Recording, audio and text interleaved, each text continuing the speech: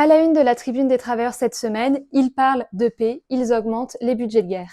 Un numéro essentiel pour comprendre la situation actuelle. L'éditorial de cette semaine y revient. L'accord entre les États-Unis et l'Iran, s'il est effectivement signé le 19 juin, signera la défaite de l'impérialisme américain au regard des objectifs de guerre qu'il s'était fixés.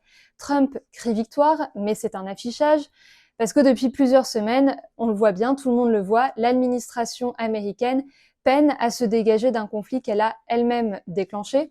Son objectif était la chute du régime iranien et c'est finalement avec ce même régime qu'elle passe aujourd'hui un accord. Et puis, il faut ajouter que Trump n'a jamais été autant en difficulté dans son propre pays. La crise politique aux États-Unis n'a eu cesse de s'aggraver depuis le début de la guerre, car les bombardements en Iran, cette intervention américaine, était aussi impopulaire que contestée. Nous y revenons notamment dans les pages internationales. Alors, comme l'indique l'éditorial cette semaine, nous n'avons aucune certitude à ce stade sur le contenu de l'accord, sur la manière dont se dérouleront les négociations à venir et aucune certitude non plus sur si cet accord aboutira ou s'il volera en éclats. Nous n'avons pas non plus de certitude sur jusqu'où ira Netanyahou, mais ce dont nous sommes sûrs, c'est que les grandes puissances impérialistes n'ont que faire du droit des peuples à disposer d'eux-mêmes, qu'il s'agisse du peuple palestinien, du peuple iranien, du peuple libanais, de tous les autres peuples.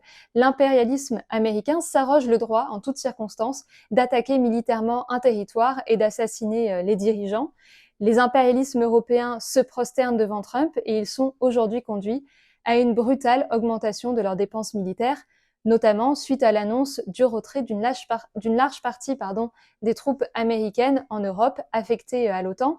Cette augmentation de dépenses, elle est financée en France par la remise en cause des arrêts maladie, du remboursement des médicaments et d'autres attaques encore contre les droits ouvriers. Nous y revenons dans nos pages d'ouverture de cette semaine. Un décret du 13 juin découlant de la loi de financement de la sécurité sociale limite les arrêts prescrits aux salariés et leur renouvellement. À partir du 1er septembre, les arrêts maladie seront plafonnés à 1 mois quand ils seront prescrits lors d'une première consultation, puis à 2 mois pour une prolongation. Et si au bout d'un 3e mois, le salarié n'est pas apte à reprendre, tant pis pour lui. Autre exemple aussi d'attaque, nous revenons sur cette étude de l'Institut des politiques publiques publiée le 16 juin qui montre que les familles nombreuses sont aujourd'hui les premières victimes des coupes réalisées dans le budget 2026 par le gouvernement à cause notamment des réductions des allocations familiales. Et le budget 2027 s'annonce encore pire puisqu'il faut poursuivre l'effort de guerre selon le gouvernement Macron-Lecornu. Et ce sont donc les mêmes qui vont encore trinquer les pauvres, les malades, les couches les plus exploitées et les plus exposées de la population. Alors la marche à la militarisation générale, à l'économie de guerre et à la mise en place de gouvernements de guerre ne va faire que s'aggraver. Le renforcement du dispositif militaire de l'impérialisme américain face à la Chine va dans ce sens. Alors, comme l'indique l'éditorial de la Tribune des Travailleurs cette semaine, en France, comme partout ailleurs, la marche à la guerre ne peut être combattue sans aller à la racine, la crise du système capitaliste fondé sur la propriété privée des moyens de production. Il est aujourd'hui inacceptable que les dirigeants des organisations ouvrières refusent de centraliser le combat contre le budget de guerre en une mobilisation d'ensemble contre le gouvernement.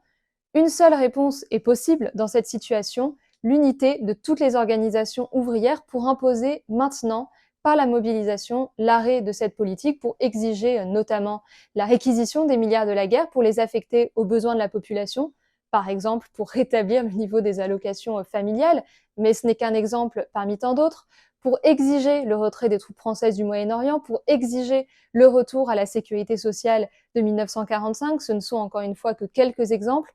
Et ce combat appelle l'organisation de la lutte des classes contre notre propre gouvernement, car un peu plus tôt, un peu plus tard, le déferlement de millions et de millions de travailleuses et de jeunes unis avec leurs organisations contraindra au recul ce gouvernement de guerre et ses budgets meurtriers. C'est de ce combat dont le Parti des travailleurs est partie prenante, ce combat dans lequel il inscrit son meeting international contre la guerre et l'exploitation le 8 novembre prochain.